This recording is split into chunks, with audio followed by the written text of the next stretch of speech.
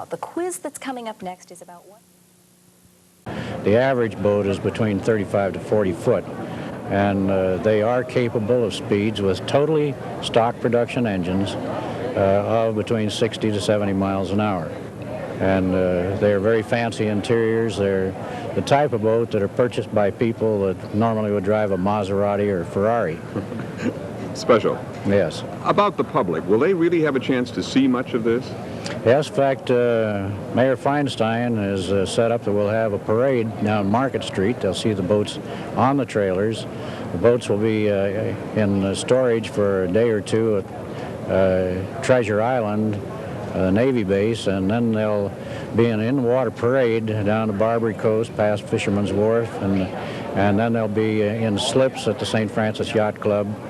Again, they'll be able to be observed when they come in for their fuel stop at Monterey, and also they'll be observed in the water by the people of Morro Bay area. And again, they'll be seen at Santa Barbara, and then naturally they'll be on display down at Long Beach. How long is that trip going to take?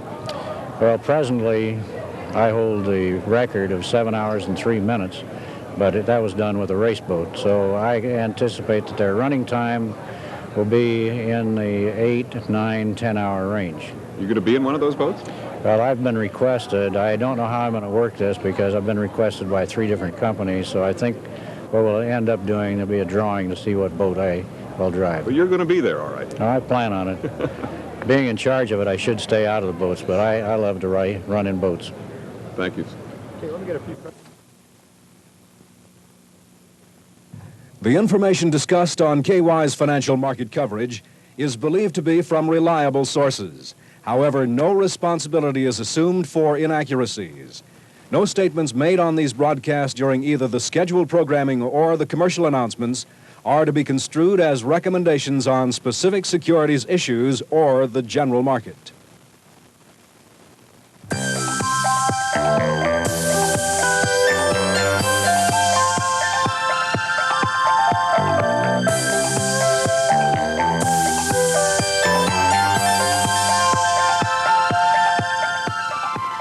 Well, good afternoon and welcome to Community Issues. What's being billed as the grandest offshore power boating race ever staged, the Golden Gate to Spruce Goose Chase, to benefit the U.S. Olympic Committee, will be held May 12th and 13th. And the originator of the whole idea, Bob Nordskog, he's the president of Nordskog Industries in Van Nuys, is here with me today to talk about it. Very nice to have you here. Very glad to be here. It's a great idea. Well, I think it's a good idea. Could you explain to us about the race, how this will work? The event was staged primarily to raise funds for the U.S. Olympic Committee. This is the organization that receives no financial help from the United States government, strictly from the private sector. But more so than that, we wanted something that would be competitive, that was different. Nowhere in the world has anyone ever staged a race where strictly the manufacturers of the boats themselves were competing. There have been a lot of races conducted over a period of years where the engine manufacturers like Mercury, Outboard Marine Corporation with their Evinrude Johnson or Chrysler, they've competed against each other in a lot of competition, but never have the boat manufacturers been compelled to compete. And we've made it so that every boat manufacturer that has a boat that falls in this category that is eligible can compete providing. Now, in what way will the U.S. Olympic Committee benefit? That's the providing. It's a $25,000 entry fee per boat, and 100% of that entry fee money goes to the U.S. Olympic Committee in Colorado Springs. Now, this has nothing to do with the L.A. Olympic Organizing Committee at all. So it doesn't actually have anything to do with next year's Olympics other than it goes into the training of Olympians or future Olympians. That's right. Okay.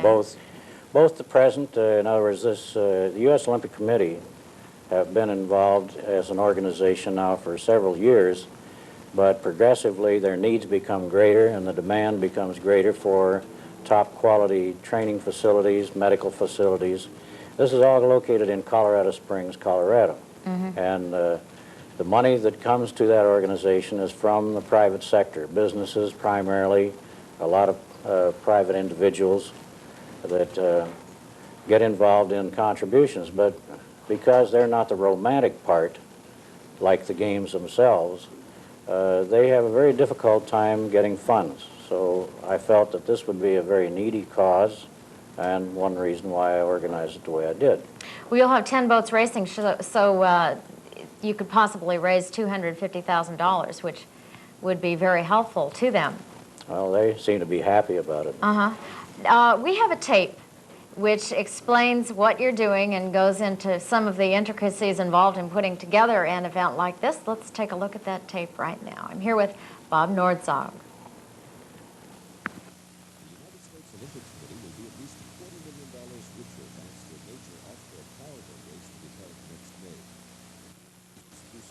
Developed by industrialist Bob Nordskog, who will chair the event, will feature stock production models from the world's top manufacturers.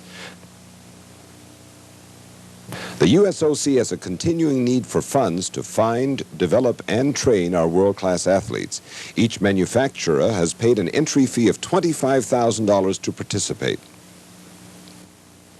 The top industry people and some major celebrities met recently in Los Angeles and were thrilled by the scope of the event and the challenge. Bob Stack, actor and former boat racer, had this to say. It's going to be one hell of a show. It's going to be exciting. It's going to be an involvement with a lot of the citizenry for our Olympic groups.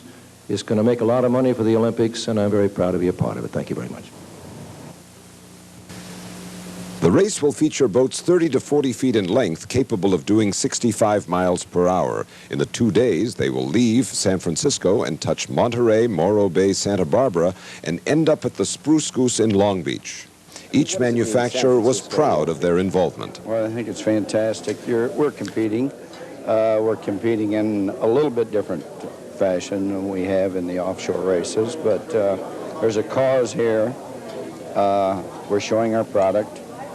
There's a lot of great people with this, and we're just so excited. I think I've been more excited on this than any of my other previous races all over the world. Well, I think, first of all, remember, we're in a pleasure business. We're in a youth business, and I think that our company feels a part of what's happening in the Olympics. The whole boating industry is excited about this, and I think you'll see a lot more than just our company. We're very proud to be involved because it's an excellent way for us to get started in the market. But more importantly, it's for a cause that I can't think of anything that could be any better. Very happy, though, to be involved in helping the committee. It's the first chance we've ever had to do something like this. And we're just glad to do it. And we hope it'll be, our small part of helping our athletes. It's going to even take more so than a out-and-out offshore race boat, because the boats are going to be more competitive. They're going to be more alike. So you're going to have to watch your course closely. And you use a lot of strategy on this whole race. I think this can be a tremendous challenge. Right. Now, the boat that you're running, what are the prospects? Oh, I think we're going to win it. John Neighbor, Olympic gold medalist, received the following commitment from Bob Nordskog on behalf of the industry. Assignment, and on behalf of the U.S. Olympic team, we, the boat fraternity, are turning over a pledge of $250,000. From the city council, Event producer Mario Machado threw in an additional wrinkle. And another thing, in our appeal to celebrities, we have insisted that 10 be women. Janet Lee did not wish to volunteer. So it's the big offshore powerboat race in May of 1984 that will create more interest and money for the USOC as the boats speed off from under the Golden Gate Bridge and make their way over the Pacific Ocean to the Spruce Goose in Long Beach. The organizers expect a cliffhanger of an event. This is Robbie Hickson in Los Angeles, California. In looking at this, it seems that it can't be entirely altruistic, your methods for doing this. In other words, what have you got to benefit by? Well, actually, satisfaction more than anything else. I've been putting on different boat races for many, many years, and I feel that the benefit is not so much for me as it is for the boating industry itself. This will be the first time that many of these manufacturers will have a chance to show their very fancy, very capable, very seaworthy boats on the West Coast. And showing the boats under competitive basis is even better. So they will be competing in a combination of water that ranges everything from smooth water to very rough water. It's a challenge on this course. I've run the course both in competition with race boats. I've also made the run by myself from San Francisco to Los Angeles, and I also made the run here just a couple of years ago from Canada to Mexico, and going over the same water again. It is a good proving ground, but the glamour of these very fancy boats will be something that will benefit the boating industry, which in turn will also benefit the general public to buy the equipment. What's the difficulty involved in running a race like that for the person running the boat? Judgment on when you're on the throttle, when you're off the throttle, judgment in navigation, an overall seaworthiness, and using judgment on when not to go too fast and when not to go too slow. What degree of danger is involved? Well, there's always a danger when you get involved with higher speed boats. They're not slow boats. Most of these boats are 65-mile-an-hour boats, some up to 70, and the danger is doing the wrong thing. However, I'm not concerned that they will be involved in that much danger, because I'm going to lecture them. Incidentally, I'm known as sort of grandfather, and the boating fraternity listen to what I have to say. Now, what sort of a reception will you have when they arrive at the Spruce Goose? Going to be quite an event there, where when the boats arrive, just prior to their arriving, there's going to be an aerobatic display going on. In addition, kite flying and things of that nature in the general vicinity. We will have all the boats go into the dome of the Spruce Goose, where they can be on display. The fundraising people of the Long Beach area are going to be conducting a cocktail party in the Spruce Goose. They're expecting 2,000 to 3,000 people, $25 a person. This money, again, goes to the U.S. Olympic Committee. Then at 8 o'clock at night, there will be a major fireworks display, and then the people proceed on into the Queen Mary banquet room, where there will be a $125 dinner per person, and the trophy presentation. There will be many celebrities there, both gold medal winners, motion picture celebrities. We're expecting the mayors of several of the cities, including Mayor Bradley, will also be there. Why was this particular route chosen from San Francisco to L.A.? On the West Coast, it's probably the most exciting route, most colorful route.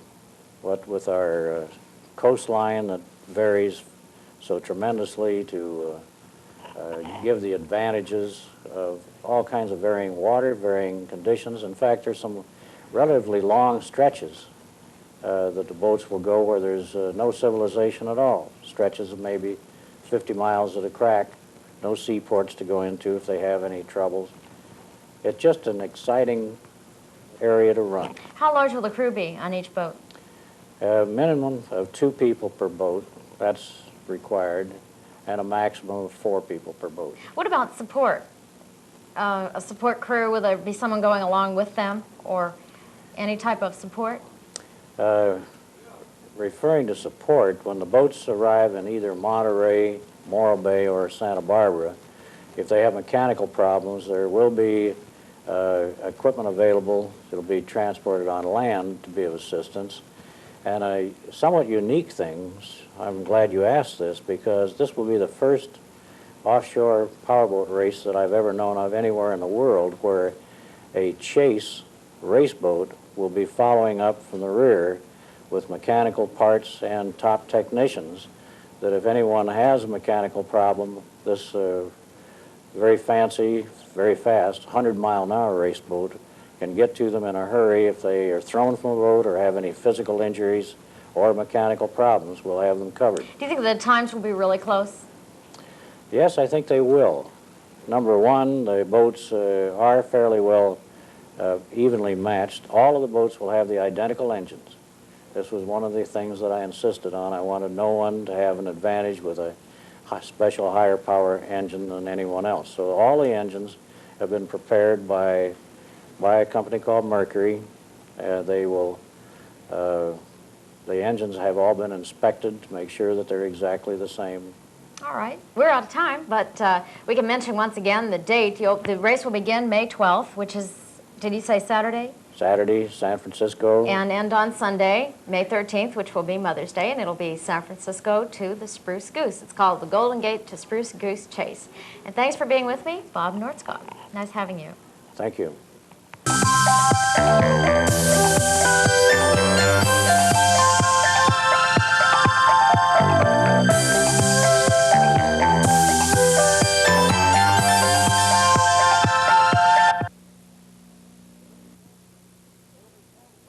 It'll be called Race for Sight to raise money for a charity which trains guide dogs for the blind, an organization supported by one of powerboat racing's all-time greats, 72-year-old Bob Nordskog, who hopes to continue his dominance of the sport June 15th when he races more than 30 boats, 124 miles from Mission Bay to Carlsbad and back. I think one reason I like the water so much is that I couldn't swim until I was 38 years old.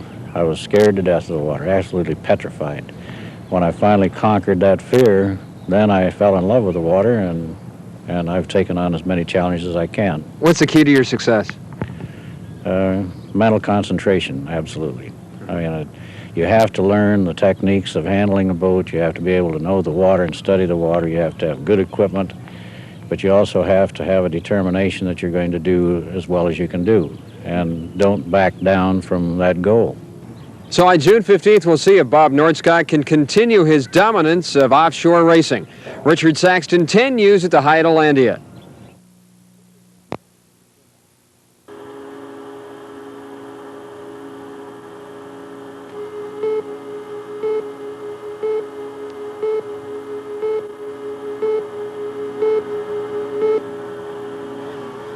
These boats, ranging in size from 20 to 40 feet, are capable of reaching speeds in excess of 100 miles an hour. Powerboat racing has been in existence since the early days of the 20th century. Bob Nordskog is the president of the Marathon Boat Racers Association. He's been putting the pedal to the wood for 35 of his 70 years. Nordskog says the powerboats are unique because of their ability to handle rough seas. Boats are designed to run at high speeds anywhere. Like they can run in a 4 to 6 foot sea. Some of the boats can. Some of them can only run in maybe 2 to 4 foot seas. But these boats can run in 4, 6, 8, 10, even. In fact, I made a speed run from Canada to Mexico this last year, and I was running in 15 to 20 foot seas. According to Nordskog, there is a surprising amount of support for powerboat racing here in the desert. He expects Sunday's Lucky Las Vegas offshore powerboat race to draw a record field of competitors. So we've got boats from all over the country, and we are anticipating somewhere in the neighborhood of 70 to 80 boats, which will be the largest offshore type race boat field ever congregated for any race worldwide. Both professionals and amateurs will be eligible to compete in Sunday's race, as well as the Powerboat Magazine World Time Trials on Saturday. Both events will be held at Lake Mead's Boulder Harbor. Bob Walsh for Eyewitness News 8.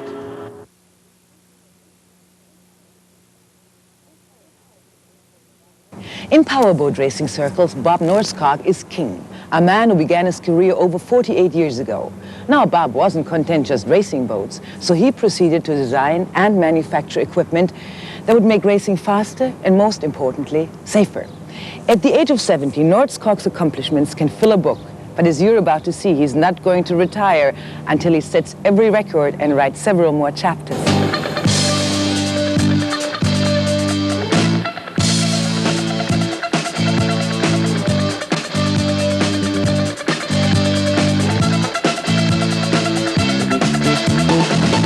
The They skim along the water at speeds of more than 100 miles an hour. These powerboat drivers have one thing in common. They love a challenge. And a chance to get away from the everyday humdrum life into a world of speed, beauty, and risk.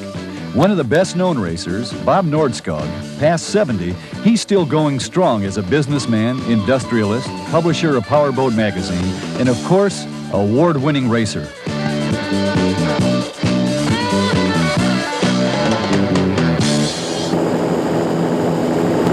soon as the drivers' meeting is over, then we better go out and run for a good half hour or so before the start of the race. Fresh also, so they have to break them in too. Bob and his crew are at Marina Del Rey, California, getting ready for a fun race to Palos Verdes and back, about 55 miles. Bob's boat and others of its class will go the distance twice in a matter of hours. A man of confidence, Bob's hopes are high. After all, he holds more than 30 speed records. In nearly 4 decades of powerboat racing, he's placed first more than 140 times. Why this fascination with the sea? For Bob, that's a simple question. It seems that everyone likes water. Some people use it to drink, some people to take showers, and some people like to go out and swim in it, and some like to go boating in it. But the combination of the sensation of speed that you have in water and the combination of the water itself seems to attract people, and then the urge to go faster and faster is just part of what people do.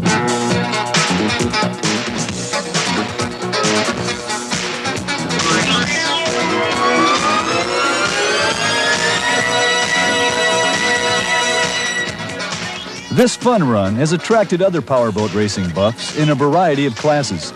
Maybe there's a little confusion at first.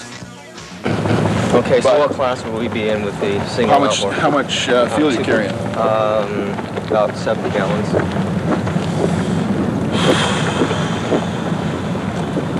It's according to how long. You can't put us in the same class. No, it's according to how long you want to run. How long you want to run. Short course. You know, you got 100 miles or you got a 50-mile course. What do you want to do, Vaughn? The 50? Okay, take the short course. So we'll put you in class 9. So basically, all the outboards are running the same class? Yeah. Okay. Got to get a bigger motor, Vaughn. And there are a few overly optimistic drivers already looking forward to their rewards. And besides that, we broke every other time out. Well, we finished third last year too, so we must have tied. Oh, yeah? Yeah. Well, where's our trophy? Did you steal it from us? No, we went to the awards bank and picked up the trophy. We missed it. But there's a serious side as well. Before going on the water, the boats are carefully checked by officials. Facing miles of high speeds on the open seas, safety counts. Well, we look for safety equipment mostly. You know, the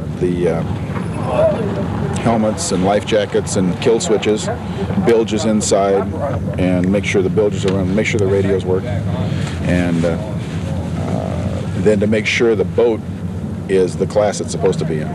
The preparations are painstaking, and drivers are quick to admit that powerboat racing is a team effort. We've got 3 people. One person is directing the driver. The driver, of course, he just drives. That's all he does. And then you have a throttle and trim man, operates the stern drives. The navigator directs the driver.